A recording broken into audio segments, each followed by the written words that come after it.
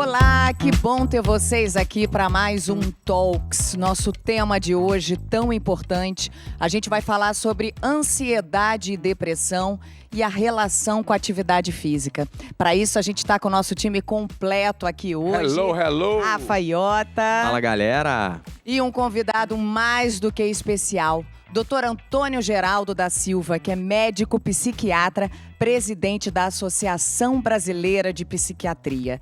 Ele é coordenador da campanha Setembro Amarelo, campanha de prevenção ao suicídio da ABP, junto ao Conselho Federal de Medicina, que visa conscientizar a população sobre o tema, que ainda é visto como um tabu, e ajudar na sua prevenção. Seja muito bem-vindo, doutor Antônio. Eu que agradeço, muito obrigado pela oportunidade de estar aqui com vocês. Esse trabalho é muito importante para todos nós. Falar sobre saúde mental, falar sobre as doenças que podem nos acometer, eu e a qualquer um de nós, é muito importante para mim porque ajuda a diminuir o estigma, dá uma oportunidade enorme para a população falar direto com o psiquiatra. Com certeza. É muito bom ter o senhor aqui para a gente poder trazer esse tema, né? Conforme a gente falou que tem tanto tabu no entorno, que eu acho que tantas pessoas têm e não sabem que tem, né, doutor? E como, antes vamos falar assim desses números, diagnosticado. A gente poderia dizer que quantos brasileiros sofrem de depressão e ansiedade hoje? Muito bem, nós vamos falar esses números e as pessoas não assustem, porque eles são assustadores. Antes da pandemia, Flávia, nós tínhamos uma situação que era a seguinte: o Brasil e os Estados Unidos disputavam ponta a ponta, percentualmente, quem tinha o maior percentual de pessoas com depressão. 5,8% da população brasileira naquele momento tinha quadros depressivos, 5,9% da população americana tinha quadros depressivos. Então eles eram campeões e nós vice-campeões. A pandemia chegou, imediatamente aquilo nos gerou uma preocupação enorme. Imediatamente nós pedimos a todos os psiquiatras brasileiros para que não parassem os atendimentos, que continuassem trabalhando, porque nós poderíamos ter uma epidemia, mas de suicídios no Brasil. Muito bem, a pandemia chegou, começamos um projeto de pesquisa à época para poder avaliar sobre a saúde mental dos profissionais do SUS, porque nós percebíamos que aquilo não ia durar pouco tempo, como muitos achavam. Fizemos um projeto para 2 anos, a OPAS patrocinou esse projeto, ninguém acreditava, como 2 anos? Pandemia vai durar pouco tempo, não, os reflexos vão continuar. No início era 3 meses, vai durar 3 meses, etc e tal. Mas os reflexos na saúde mental, eles são para sempre. Esses picos que houve na pandemia de contaminação é uma história, mas os reflexos é para sempre. Por quê? Lógico. Porque quando você desencadeia um quadro psiquiátrico, você não para ele mais. Ele vai continuar e aí você tem aquela coisa de fazer o gráfico de sobe e cai. Não, você sobe, mantém ali no platô e continua. O que aconteceu? Final de 2021, o Ministério da Saúde fez uma pesquisa chamada Vigitel. E o que encontrou-se nessa pesquisa Vigitel? A resposta de $1 milhão para quem não estudou sobre o assunto é o seguinte: dobrou-se. Nossa. 11,3% da população apresentando quadros depressivos. Isso dá um total de 23 milhões de pessoas com depressão no Brasil, naquele corte, naquele momento, com sintomas depressivos. Diagnosticadas, né, doutor? Diagnosticadas pelo que mostrou a pesquisa Vigitel. E 9,3% da população com transtorno de ansiedade antes da pandemia. Aí mais 18, 19 milhões de pessoas com transtorno de ansiedade. Só aí, mais de 40 milhões de pessoas com quadros de depressão e ansiedade. Então, o que é que nós 40 milhões, né? Muita gente. Não é para assustar, mas assusta, doutor. Mas é um fato. E por isso que esse trabalho aqui, poder falar com vocês aqui sobre esse tema é importante. Por quê? Para quebrar o preconceito. Para que as pessoas possam procurar ajuda. Porque as pessoas têm medo de ir ao psiquiatra. Eu não sei se eu tenho cara de doido ou meio doido, mas os outros falam isso. O psiquiatra é doido ou é meio doido. Não. É uma mentalidade antiga essa que a gente tinha, né? É o do preconceito. Chico Anísio, na última entrevista em vida que ele deu, foi para mim, aqui na Barra, na casa dele, no apartamento dele, ele disse que fazia tratamento psiquiátrico, ele declarou nessa entrevista, há 24 anos. E que ele não teria sido 20% do que ele era se não fosse o tratamento psiquiátrico. Mas que as pessoas tinham muito preconceito de procurar o psiquiatra, que ele conhecia vários que tinham depressão, que tinham ansiedade, mas não procuravam ajuda. Esse é um fato que acontece hoje. E talvez esses números estejam até equivocados, né? Já que as pessoas não procuram, talvez elas nem tenham sido diagnosticadas. Ou seja, pode ser que existam bem mais pessoas, mas a gente ainda não sabe por quê. O fato é que é o seguinte, Rafa. 20 a 25% da população teve ou terá um quadro de depressão ao longo da vida. Então, de nós 4, vamos dizer que um já teve, tem ou terá um quadro de depressão ao longo da vida. Você vê, é grave, é gravíssimo, é extremamente importante podermos levar esse conhecimento para a população entender, oi, calma, quem vai ao psiquiatra não é louco, e nem todo psiquiatra é louco. Alguns de nós somos, mas nem todos são. Isso é uma brincadeira, né? Só para mostrar que qualquer um pode adoecer. Eu posso adoecer, qualquer um pode adoecer a qualquer momento. Tentando destrinchar para quem está em casa, eu acho que é a mesma pergunta. Quais seriam os sintomas, assim, para a gente estar falando, traduzindo para quem está do outro lado lá? Que você pode olhar e dizer, será que então eu tenho uma depressão, eu sofro de ansiedade? Vamos lá. Depressão. Por exemplo, sintomas de depressão. Era exatamente isso. Só um detalhe, pegando esse gancho assim, né? Muita gente tem preconceito, talvez ela vai ter dificuldade, e o principal é quais sintomas eu deveria olhar para saber se eu posso ter, para que eu possa buscar ajuda, né? Não para ser autodiagnosticar. Não, eu ia depois fazer a pergunta de como pode buscar essa ajuda aí. Vamos lá. Vamos pensar nos seguintes sintomas. E aí eu vou fazer aqui, parodiar um pouco o desenho animado. Lembra do desenho animado que falava assim... Ai, que vida, que falta de graça. Hardy, Hardy. Não consigo, não sou capaz. Ó céus, ó céus, ó vida. vida. Exatamente. O deprimido, ele tem uma baixa. Quando nós estamos dirigindo, tem uma placa que faz assim, ó, tem um sinal para baixo, que é assim, depressão na pista. É o quê? É o para baixo. Então é vontade diminuída. Alegria diminuída, desempenho físico diminuído, capacidade de trabalhar diminuída, libido, vontade sexual diminuída, criatividade diminuído. Então você tem uma baixa em tudo. Lembrar que eu não estou falando aqui para médico, portanto eu tenho que falar para a população para entender claramente o que é isso. Então assim, choro fácil e o ânimo para baixo. Não é aquele ânimo malandro não, né? Eu não tenho ânimo para trabalhar, mas tem que sair para festa. Esse aí não é esse ânimo. Nós estamos falando do elan vital. É aquela falta interna de vigor, de vontade, de sensação assim de poder fazer. E olha que interessante. Eu citei aqui vários sintomas que o diagnóstico não é de depressão. E aí é onde as pessoas erram, quando resolvem preencher questionáriozinhos para dizer que é depressão. Se eu falar, por exemplo, ganho de peso ou perda de peso, a depressão tem isso. Mas hipotireoidismo também pode ter.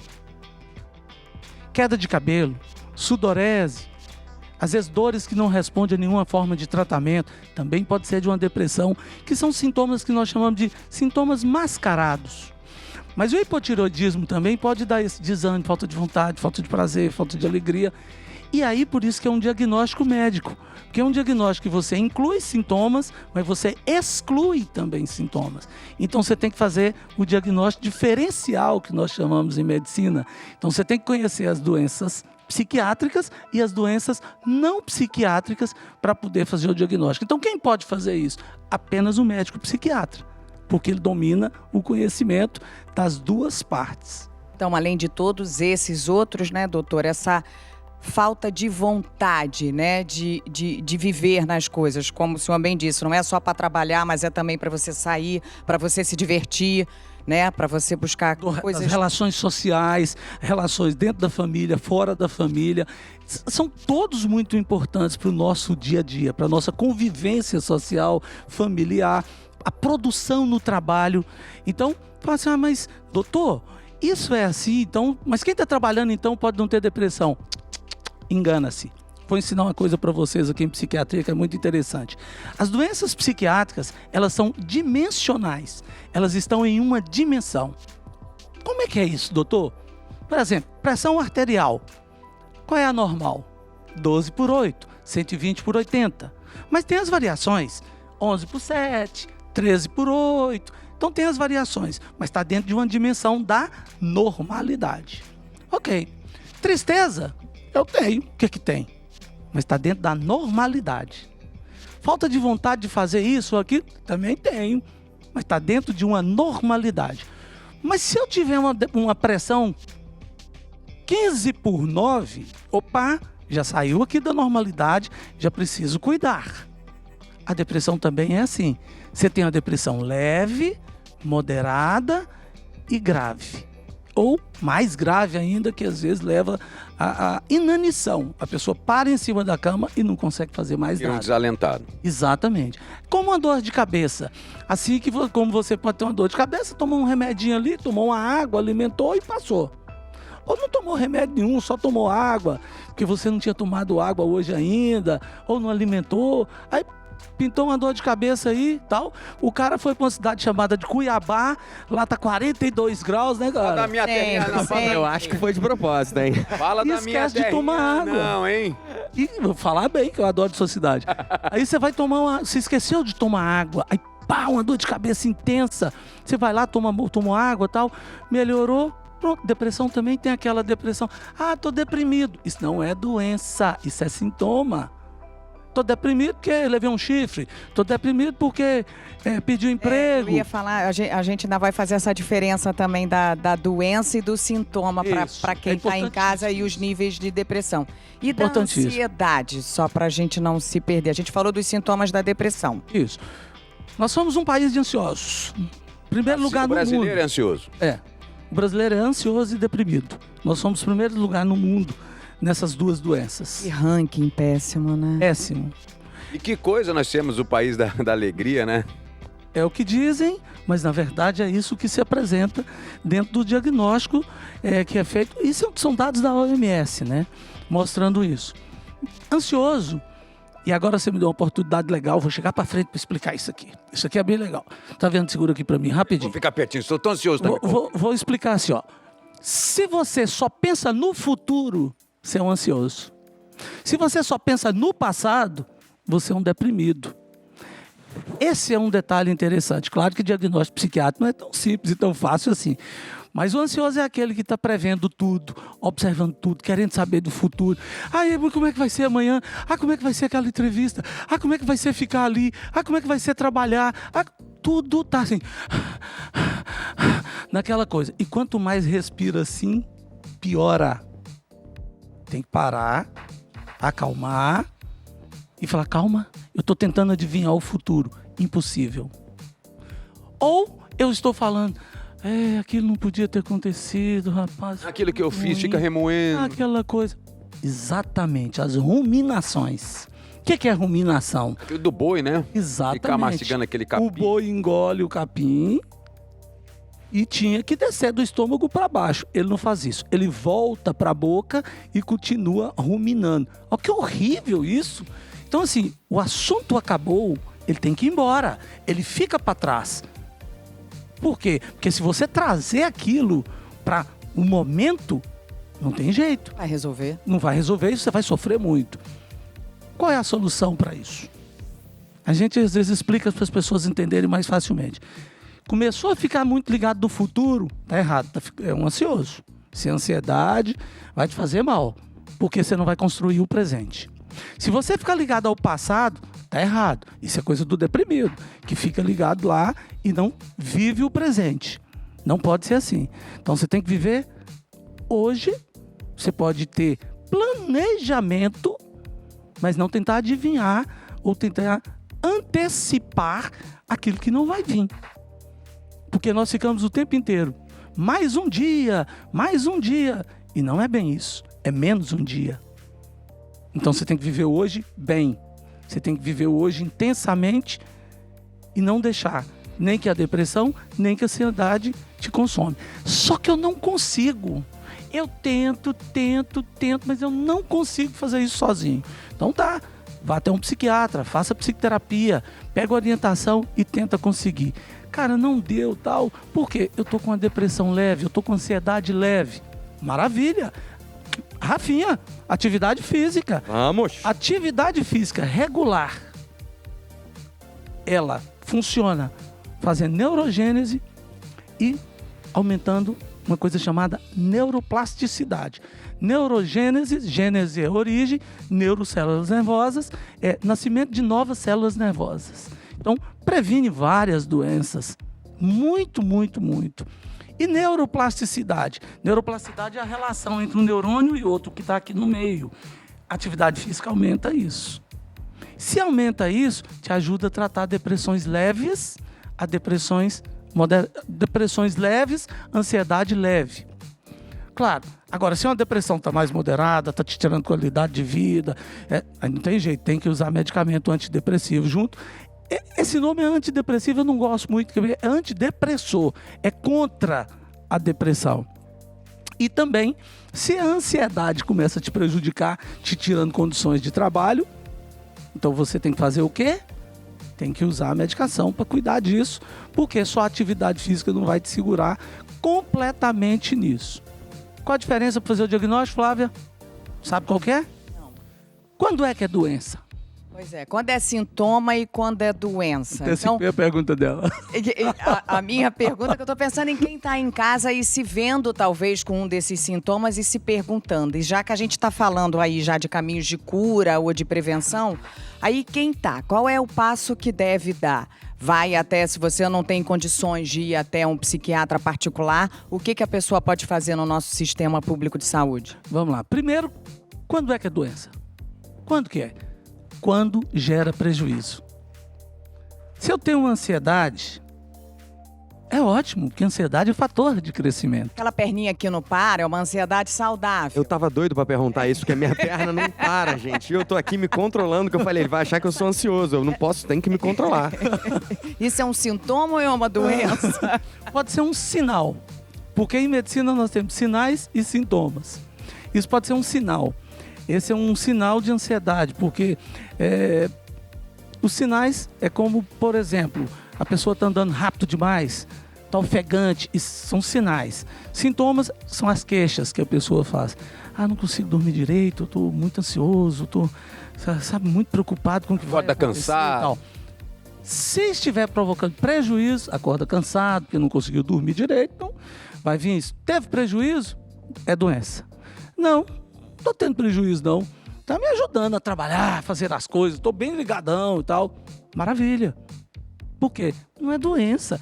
Eu tenho medo de jacaré, tá bom, eu tenho medo de jacaré, que diferença faz? Nenhuma. Otaviano tem medo de jacaré e vai para fazenda lá em Cuiabá, faz diferença.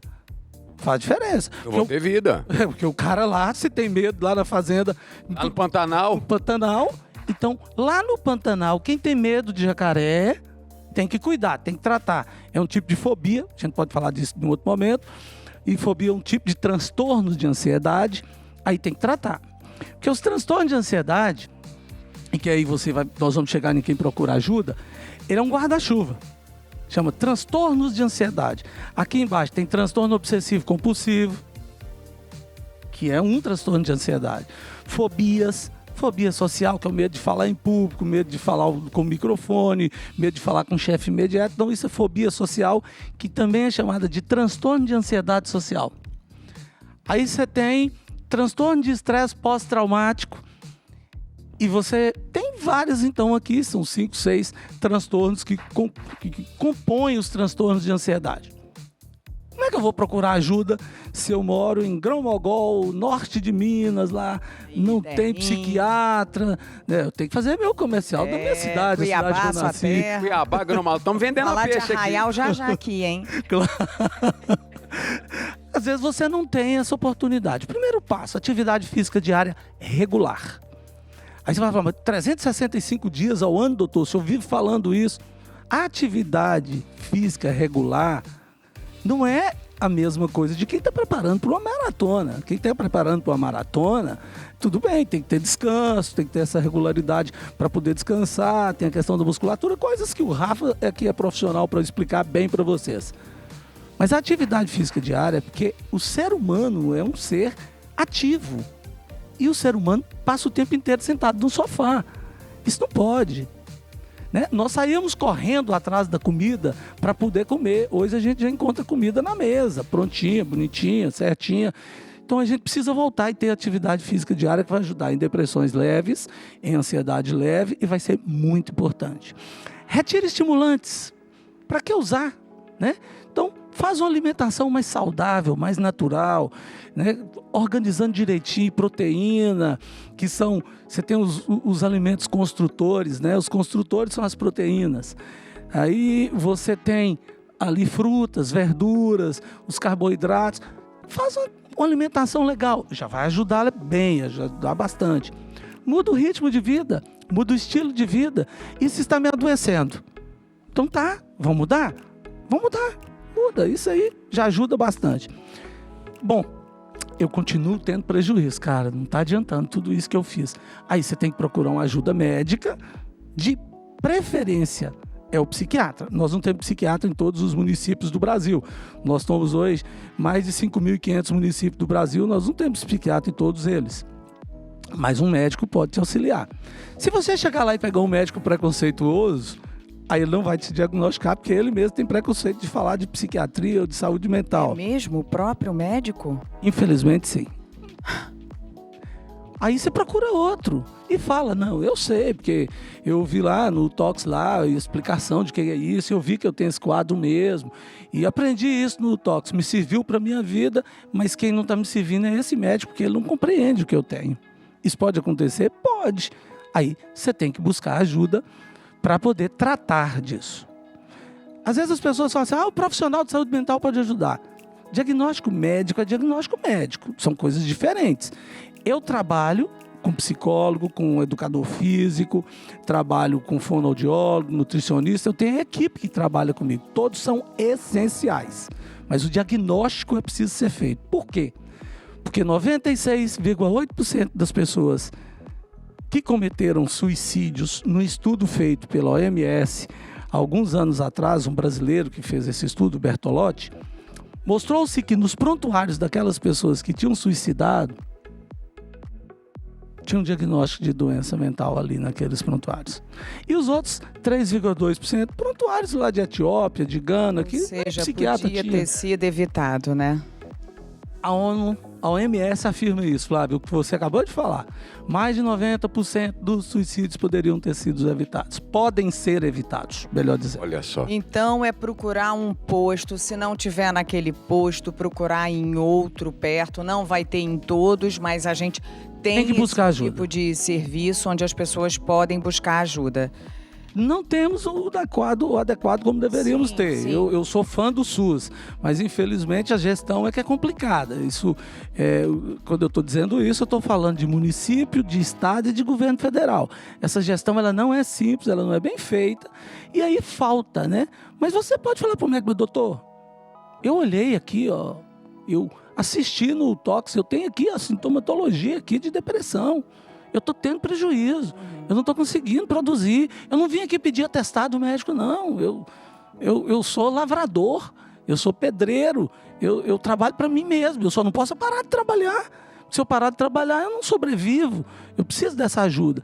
Aí o médico vai te dar uma atenção maior, porque você está mostrando claramente o que é ali. Que é outro dilema médico também, essas coisas de só procura para pedir atestado, para afastar do trabalho, essas coisas, isso é bem complicado. E já falando dos passos... Desculpa, Love, pode perguntar. Não, que eu estava querendo trazer um pouquinho para o nosso guarda-chuva aqui da treino com relação aos exercícios físicos, que a gente falou, o senhor já deixou claro quanto é fundamental. Eu ia perguntar, falando dos passos que dependem da gente, como exercício Exatamente. físico. Qual é o principal exercício físico que você aconselha já fazer para, de repente, já dar um remedinho que você não precisa tirar dinheiro do bolso para É fazer? verdade que o aeróbico é melhor do que o outro tipo ou não? Musculação. Deixa eu contar uma história para vocês da psiquiatria, né? Isso é do Rafa. Eu tô invadindo na área do Rafa. O melhor exercício físico que existe. Todo mundo gosta de alguma coisa para ser feita. É o que você gosta. É o que você vai fazer. É o que você Fala vai disso compreender fazer. num talks nosso de motivação, a gente fala justamente, o Rafa falou exatamente isso, né? Eu tô ouvindo o doutor falar e tem muitas coisas interessantes, né? A gente teve uma meta-análise recente, agora foi publicada esse ano, se eu não me engano, não tem nem um mês, que abordou esse tema e houveram várias coisas interessantes nessa meta-análise, porque a forma como ela foi difundida nos canais normais, né, sem ser canais científicos, era de que o exercício era melhor do que o remédio. A meta-análise não fala isso. Até porque cada quadro é um quadro, né? Cada pessoa precisa ser tratada de uma forma e o exercício ele pode fazer parte do tratamento, mas não necessariamente ele vai ser a única intervenção. E tá incrível você falando isso. E nesse estudo ele aborda exatamente esse ponto, que é o seguinte, cara, qual seria a melhor intervenção? É uma revisão sistemática de revisões sistemáticas, né? Então ele pega todas as meta-análises que já houveram sobre o tema, junta todas essas informações e dá pra gente uma série de informações relativamente bem precisas. E o ponto é, cara, o que é melhor? Aeróbico, força, yoga. E o que tá claro nesse estudo é aquela que você consegue realizar com adesão e minimamente, né, com alguma forma de prazer. Porque no fundo, a gente só consegue aderir ao exercício se você tem um mínimo de prazer nele. Então, a primeira coisa tem que ser algo que você consiga manter a consistência. 3, 4, 6 vezes por semana. Ele mostrou que a frequência semanal é importante. Então, fazer maiores frequências gerou maior resultado do que frequências mais baixas. Ele também mostrou que a intensidade, ela não necessariamente é um fator primordial. Ou seja, é importante que você se movimente e talvez, especialmente numa fase inicial, nos 3 primeiros meses ali, né, 12 semanas, qualquer intensidade foi positiva. A partir disso, intensidades um pouquinho mais altas, moderadas a altas, trouxeram benefícios interessantes. Então, olha como é que a questão escolha aquilo que você consegue fazer com adesão e com o tempo, aí já é uma parte que é minha, né, uma particularidade minha, que eu brinco que para você escolher o exercício perfeito, isso depende de várias coisas. Mas é óbvio, se você tem uma pessoa que tem uma determinada dor, ela vai ter que fazer um fortalecimento. Talvez ela não consiga fazer isso agora. Talvez o exercício perfeito para ela não seja possível no primeiro momento. Mas o que a gente vai fazer é mostrando para ela, né, e elevando o nível de consciência dela para que com o tempo, como profissional, eu consiga chegar no que seria o adequado para aquela situação como um todo. Mas pensando nos quadros de ansiedade e depressão, é basicamente, cara, fazer exercício, se movimentar, manter o corpo em movimento. Faça aquilo que você gosta na hora que você puder. Isso, e com o tempo a gente vai progredindo para fazer algo que talvez seja mais direcionado dentro das suas necessidades. Essa que é a nossa brincadeira. Fez sentido para você, doutor? Falei Total. muito e... Não, total, maravilhoso. É exatamente o que eu digo para meus pacientes. É o que você mais gosta. É o que você vai fazer. Não adianta eu te pedir para fazer tênis. Falo assim, cara, não tem jeito nenhum para tênis. Vou fazer esgrima. Vou fazer esgrima. Que esgrima, cara? Deus me livre daquele negócio. Então, assim, o que você gosta? Isso que eu gosto. Então tá, agora tem a frequência.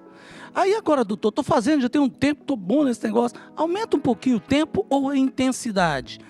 E aí você vai fazendo as adequações sem gerar sofrimento. Porque se gerar sofrimento, a desistência está perto. E ele usou uma palavra que é muito interessante, que pouca gente sabe usar, que é a palavra adesão. Adesão é o ato de aderir, é o ato de você ativamente entrar naquele processo. Enquanto que as pessoas usam muito, traduzindo do inglês, falando aderência, né? Que adherence traduz por aderência. Aderência é tudo que nós não queremos na atividade física e nem no tratamento médico. Porque aderência é um negócio passivo. Você vem e colar um esparadrapo, então é aderente. Isso é aderência. Ou quando você faz cirurgia e aí cria-se aderências internamente. Adesão. Adesão é tudo nisso aí. Então, todo o trabalho que nós queremos para a pessoa sair da depressão, para sair da ansiedade, quando a gente pede para fazer, é ter adesão à atividade física. E retirar estimulantes. Porque os estimulantes, eles só melhoram temporariamente, depois cai. Você tem que aumentar o estimulante. Você tá botando estimulante também como, por exemplo, um pré-treino?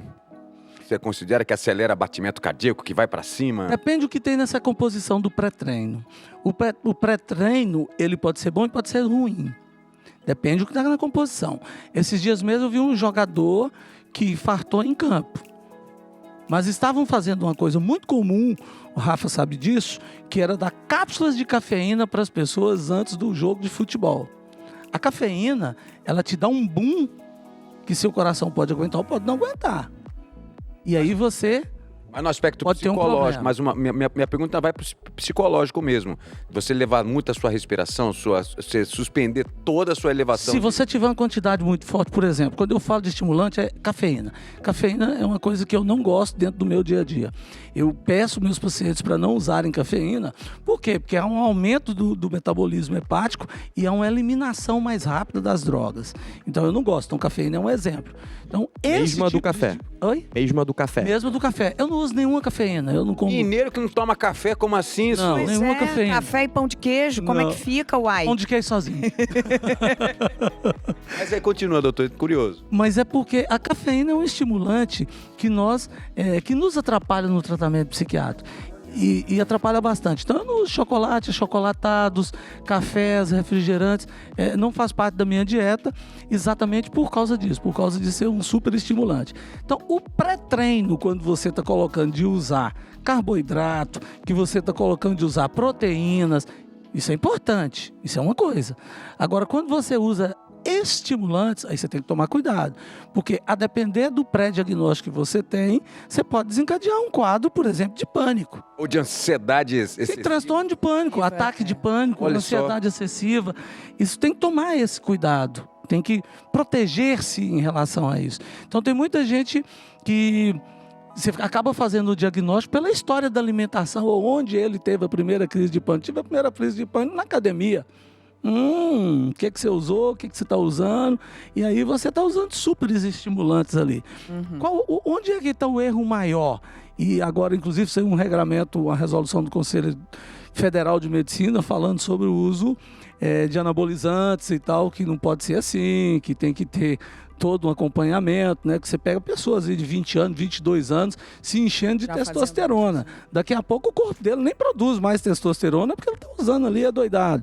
Então, quando falamos disso, a gente tem que tomar este cuidado. Eu tive um paciente que chegou para mim, doutor, eu estou aqui porque eu estou querendo matar um de nervoso. E ele, policial civil, mas consciente. Eu falei, você é armado dizendo isso para mim? Ele, por isso que eu estou aqui, que é o senhor para me salvar, o que está acontecendo. Cara, não achava nada no cara, nada. Aí, eu falei, cara, me põe sua rotina hoje todinha, tudo que você comeu, bebeu, tudo que você fez. Aí, a respostinha é simples, Rafa.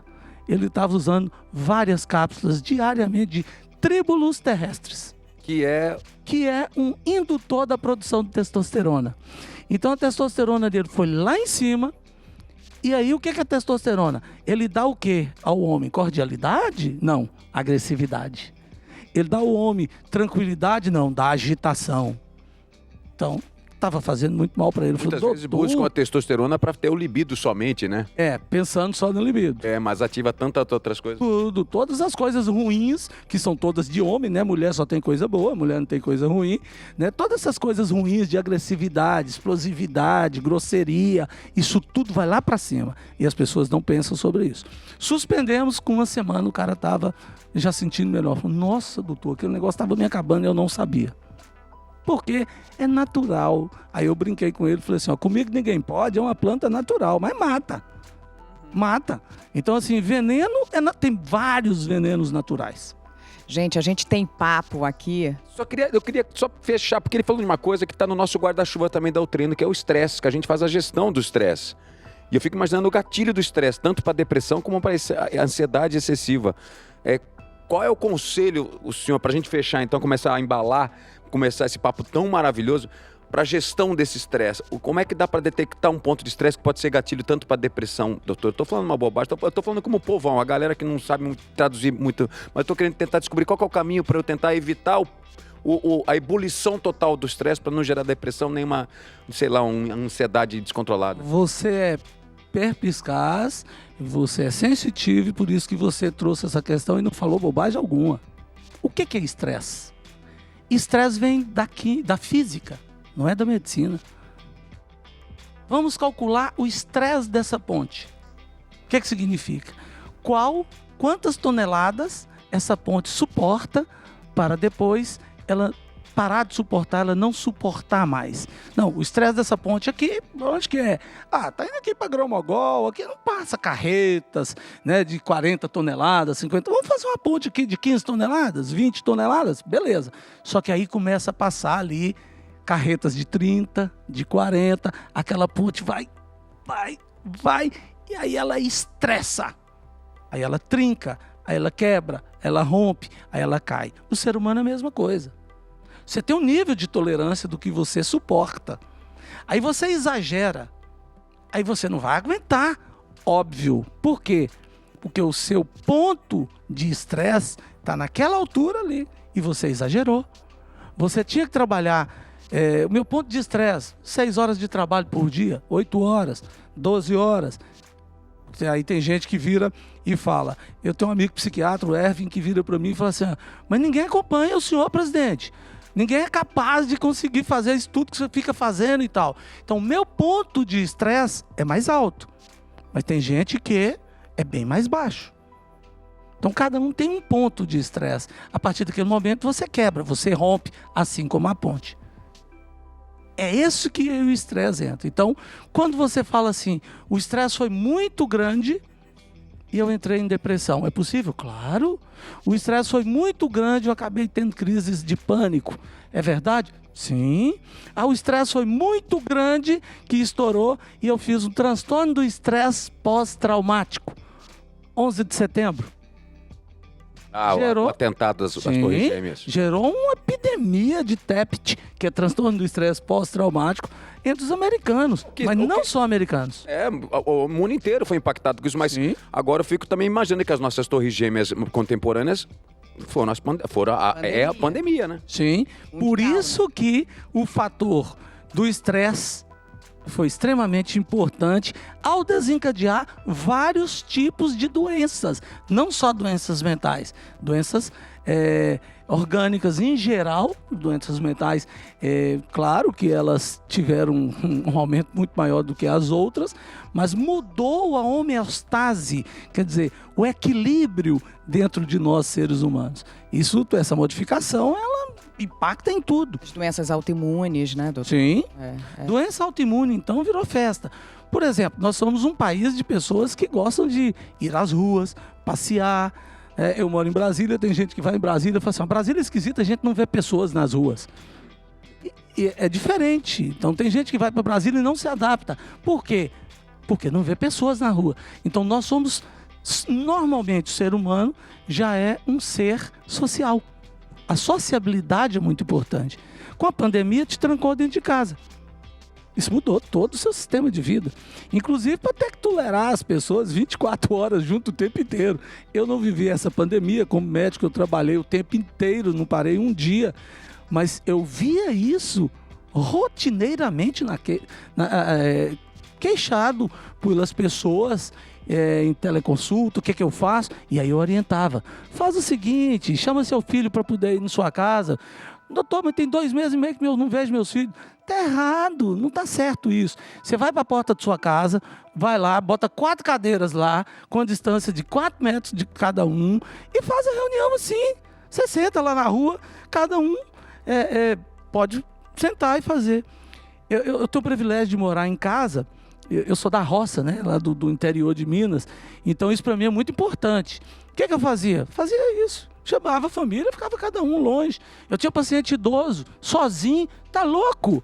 Você deixar a pessoa com 80 anos isolada, lidando com a morte, com o morrer diariamente. Falei, não pode ser assim. Falei isso para vários. Chama. Fique falando aí o tempo inteiro, o máximo que você puder, aí com as pessoas, bate papo, veja de perto a distância, 5 metros de distância, na verdade 2, 1,5 metro, 2 já resolve, mas fica 5 metros e tal, porque nós somos seres sociáveis, e ficar sozinho, trancado em casa, sem acesso, também é um fator estressante. Então a sua sensibilidade foi perfeita, é um fator importantíssimo, o estresse. E a gestão do estresse é importante para que você possa ter uma saúde mental melhor. Gente, a gente tem muito o que falar. A gente vai ter que marcar. E ele é outro maravilhoso Talks. falando. É a honra de ter o Fica doutor. aqui, Pois ó. é, que a gente quer ficar aqui só babando e ouvindo. Demais. Comunicador Foi nato. interessante demais, porque a gente falou de pilares que a gente trata aqui na nossa Treino, doutor. Inclusive, acho que é o nosso primeiro Talks, onde a gente fala quais são as nossas bases e a gente coloca atividade física, alimentação saudável, administração do estresse e sono. Tudo isso envolvido por bons relacionamentos. Exatamente. A Sim. gente E fala relacionamento exatamente sobre isso. Então, assim, a gente tocou em pontos muito pertinentes e a gente entendeu, tentando fazer um resumo desse papo todo aqui maravilhoso para quem está em casa. Você sentiu que você está tendo algum desses sintomas, que você acha que você se enquadra em algum desses diagnósticos? Você já entendeu de cara quais são as suas primeiras bases aí de cura? Atividade física e isso, busca uma atividade que você goste, né, doutor, né, Rafa? Para você ir lá e você saber que você vai estar praticando. O que eu gosto? A gente até falou no caso de um Talks, de uma pessoa que gostava de dança e passou a fazer aula de dança e depois de 3 meses descobriu que tinha que fortalecer o joelho para continuar a aula de dança, passou a fazer exercício de força. Foi uma forma dela começar a iniciar em outras atividades. Então, assim, atividade física, gente.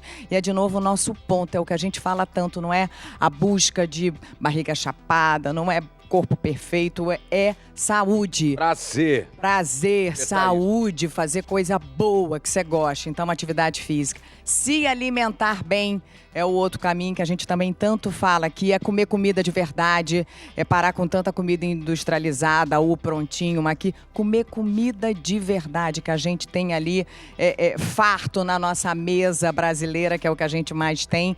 E se ainda assim você sentiu que não houve a mudança em você, que você se sente prejudicado, procure um psiquiatra, né, doutor? Ouça de novo esse Procure uma Talks ajuda, né? E procure uma Seja ajuda. através de um amigo que você conheça, que possa te levar para um caminho legal. Eu acho que isso é fundamental, né? Porque falta também a iniciativa, às vezes, da pessoa, principalmente na depressão, eu acho, né? Pela busca da ajuda, né, doutor? É um estado tão A prostrado. depressão às vezes tira isso, né? Tira essa capacidade sua, inclusive, de buscar a ajuda. Reagir, né? E aí é importante que você esteja ao lado e observar o outro e falar: pô, você tá diferente, o que tá acontecendo? E aí você ajudar. A ajuda profissional, ela é essencial, não se fundamental. discute isso. Agora, o apoio familiar, o apoio do amigo, o apoio de quem está a seu lado, faz toda a diferença. Semana passada eu encontrei com uma amiga, estava fazendo uma viagem em Orlando e eu conheço muito essa amiga e foi legal, almocei com ela, batemos papo, tal, não falei nada, deixei passar, tal, bonitinho. Aí rapidamente ela virou pra mim e falou: a orientação que você me deu procurar o psiquiatra eu fiz, tá? Falei: tá legal, quer falar sobre isso? Não, depois eu falo. Tá bom, beleza e tal. Aí passou 3 dias, eu liguei pra ela: e aí, amiga, tudo bem? Tudo bem. O que estava acontecendo com você o dia que eu te encontrei? Naquele dia ela não tinha condições nenhuma de falar. Mas eu percebi. Ah, porque você é psiquiatra, percebeu? Não, porque eu sou ser humano. Eu sou ser humano e eu observo as pessoas. Por quê? Porque as pessoas passam sinais. A maioria das pessoas que suicidam, ela pede ajuda antes. Só que ninguém deu, ninguém observou. Ninguém entendeu os sinais. Ninguém entendeu os sinais. E precisa entender esses sinais. Ah, mas eu não sou profissional. Não precisa ser profissional. É só ter a sensibilidade. Agora, não é ser curioso, intrometido, querer saber da vida das pessoas, assim e tal. Calma, não é isso. É se dispor a ajudar.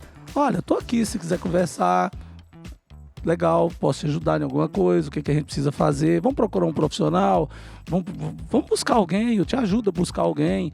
Né? Vamos ter um serviço de saúde. Se a pessoa falar de suicídio, então acabou a conversa. Dá a mão, não solta mais e tem que chegar a ter um profissional de saúde, qualquer profissional de saúde, para levar a situação, de preferência um serviço de emergência, para aí a pessoa obter ajuda e a pessoa ser ajudada. Mas você não pode desprezar. Não, deixa para lá. Deixa para lá não. pessoa vira pra outra, pô, cara, vontade de dormir e não acordar. Hã? Como assim, cara? Que história é essa de vontade de dormir e não acordar? Não, Flávio, que eu tô naquela aí de... Tá, nem queria hoje passar o dia inteiro deitado. Por quê? Isso aí são sinais, eu quero morrer para o mundo. A gente não pode deixar passar. A gente precisa ajudar. Essas ajudas são essenciais e salvam vidas. Aí quem nos assistiu aqui, né, vai falar assim, ih, lá no Talks, lá do pessoal do treino, estava ensinando, explicando. Eu aprendi isso. Tem que prestar atenção, tem que dar ajuda, não pode deixar por conversa fiada. Não pode ficar nessa história do que está ouvindo falar e orientação via mídias sociais aí de... Vamos lá, vamos fazer o desafio disso, o desafio daquilo. Não existe essas coisas, isso não ajuda ninguém, não faz nada. Isso só faz as pessoas perderem qualidade de vida, perder a vida. E tudo que nós temos que fazer é ter boa qualidade de vida. Maravilhoso, gente. Vamos marcar mais uns 3 para Fazer mais 16 o Talks com ele, doutor Antônio, maravilhoso. Pelo menos, né? Demais. Muito, muito obrigada Eu quero pela poder sua ajudar. presença Se eu aqui. puder ajudar. Foi incrível, foi incrível. O que a gente Se puder deixar uma mensagem depois, mas... que a gente tem fechado sempre fazendo uma inversão aqui e pedindo para os nossos convidados fazerem o que seria não o desafio, como disse você, mas um conselho, uma dica de que poderia deixar para a gente praticar na nossa vida e para quem está ouvindo. Qual seria essa dica, qual seria esse conselho? Olha, viver saudável não é difícil, é fácil. O mais natural que você relacionar com o mundo é melhor. Não tenta antecipar o futuro e nem viva de passado. Viva o seu presente, vivendo bem, tentando fazer hoje, para você e para os outros, o que você pode fazer de melhor.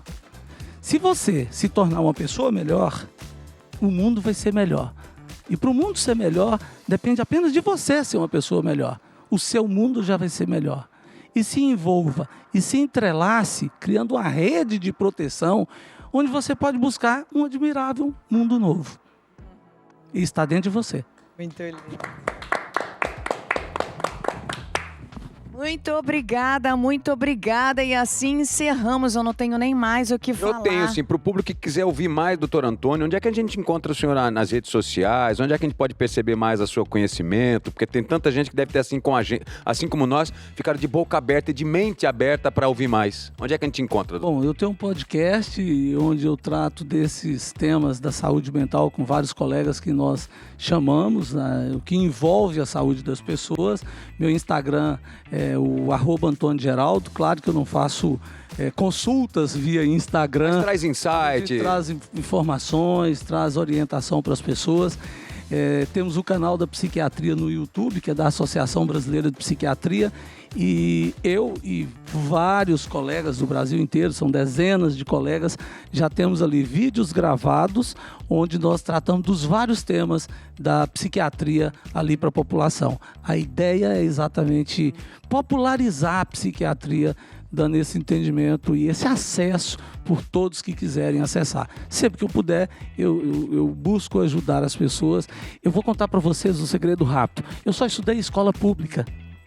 E essa é a maneira de eu devolver o dinheiro que pagaram para eu estudar. Porque quando eu estudei por escola pública, você pagou, eu tenho que devolver isso para a população de alguma maneira. E esse trabalho com a população que eu faço é para isso. É para devolver para a população o dinheiro que foi investido na minha formação. É isso. Sensacional. Deixar disponível depois todos esses links aí para quem então está acompanhando a gente poder acessar. Doutor Antônio, muito obrigada pela presença aqui. Foi incrível. Demais. Agradeço, gente. Agradeço demais a oportunidade. Vamos para Brasília e Grão-Mogol. Vamos pegar um ônibus e vamos sair testando, fazer o estresse dessas pontes todas aí.